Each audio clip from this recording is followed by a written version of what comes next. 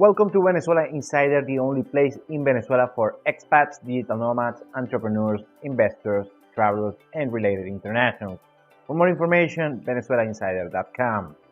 Today we are going to talk about why, regarding dating in Venezuela, you should not lead with money, you should lead with experiences. I'm going to start by telling a personal story. So, story time, as many bloggers say. Well, I was on a particular party a couple years ago.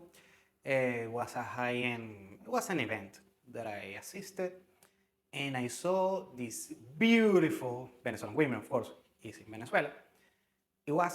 She's a 9 out of 10, a 9 out of 10, a hard 9.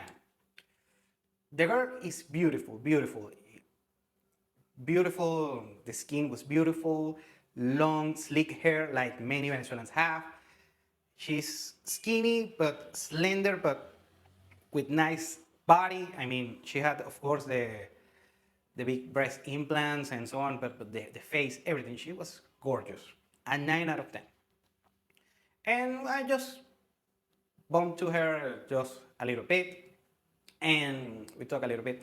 And then I found out, and of course she was with her friends, that the ugliest one was a 7.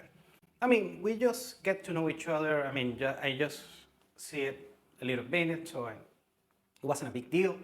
Yeah, but I mean, the girl was gorgeous. And usually I'm not impressed when I see beautiful women in Venezuela because I've seen it my whole life.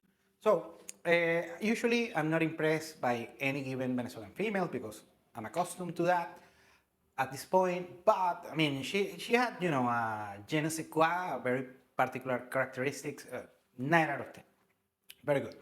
Well, nothing happened. I mean, I saw it, we bumped to each other, no big deal. And then I found out later that she is the mistress of some rich oligarch, a rich dude here, very, very rich. And that man buys houses, mansions, beautiful mansions for each one of their mistresses. So I never got a shot. That's the main point. I mean, just bump to each other and it is what it is, and it's beautiful.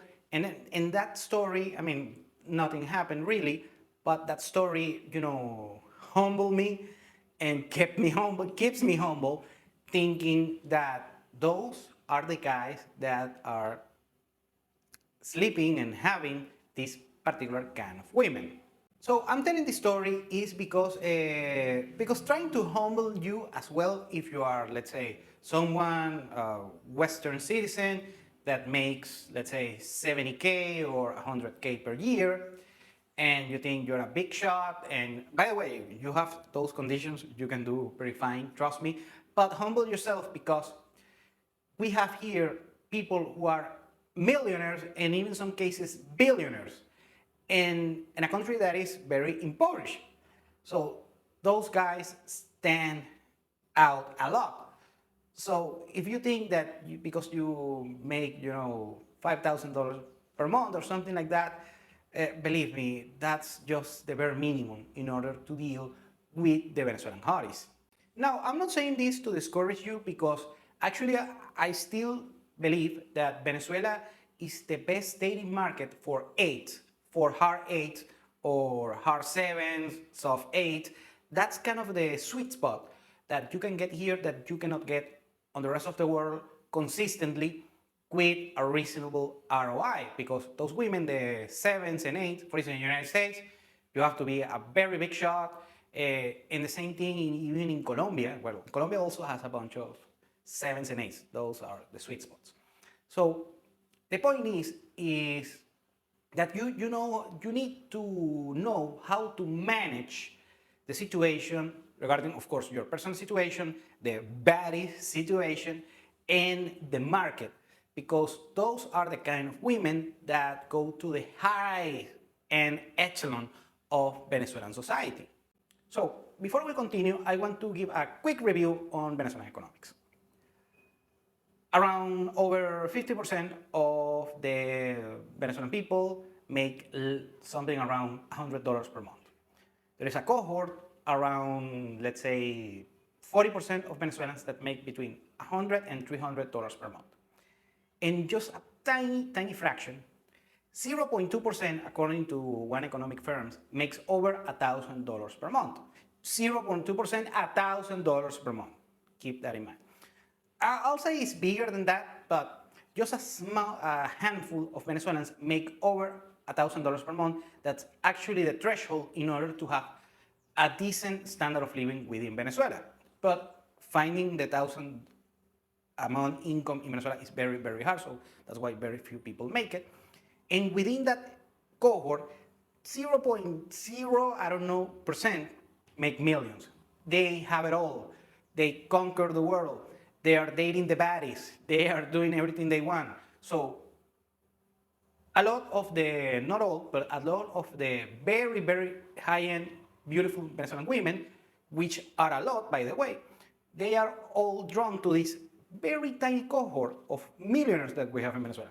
We already discussed these millionaires are people, the oligarchs, the people close to the government, their peers and such, from both sides of the aisle, the old money, the descendants of old money, that of course they did it by nepotism, and the Venezuelan Joe Pesci. They do it legally, but it's a sleek, disgusting human being, whatever. Okay, well, the point is, if you are in the economics, let's say in the United States, is the one that I know the most, is that making $100,000 per year makes you a high value man.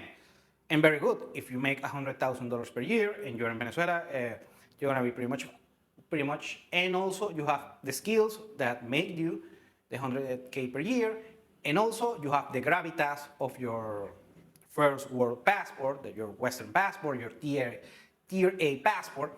So very good. That's gonna help you a lot.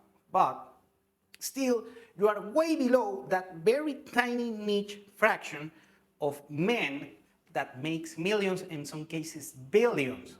And they can afford yachts, they can afford luxury travel, private jets, trips to Dubai, Balenciaga, and all the high-end experiences that Venezuela is an impoverished country, but has a lot of high-end experiences that actually the most of the Venezuelan entrepreneurs, what they are doing is investing towards the high-end bracket, which is kind of a mistake because it's very crowded right now, the entrepreneurs that offers high-end services and experiences. So that's the market are drawn right now. Well, anyways, it's not a video about economics. The point is that you cannot compete with money, something that I don't suggest because you are gonna end up being the infamous word a simp. So what do I recommend on your particular case? An expat, an international, hopefully from a Western nation that makes 50 to 100K per year. You are a digital nomad, or maybe you are not, but it's irrelevant on this case, but you spend a bunch of time in Venezuela. Well, first, after, of course, created the network enough, I mean, it's not like you have to be, the king of the party and know a bunch of people, just enough in order to get some leads and get introduced to beautiful Venezuelan women. Very good, that's the first step. You already met a beautiful Venezuelan female. So what you're gonna do after that is lead with experiences, not with money. And this is a very strong difference because sometimes sadly, the Venezuelan millionaires and billionaires, they are kind of a simps because not only they have a lot of money, but actually they are kind of idiots because they didn't do it by meritocracy.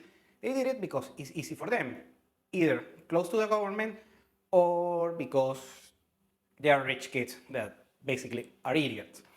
And also, the Joe Pesci guy.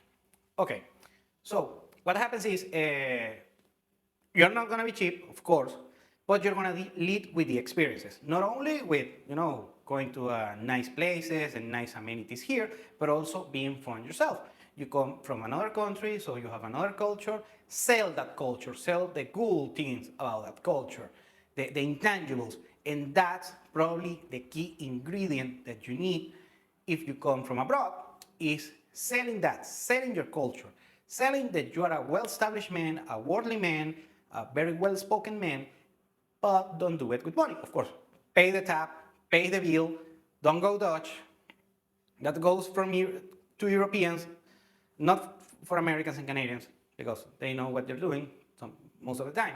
So do that, lead with experience, lead with gravitas, lead with the intangibles, but also it's gonna cost you money as well, because you have to pay the amenities, the fun part, and after that you're gonna be cool. But remember, don't lead with money because you are competing with people which has a lot of funds, they have a lot of resources, so don't go that route because most likely you are going to lose.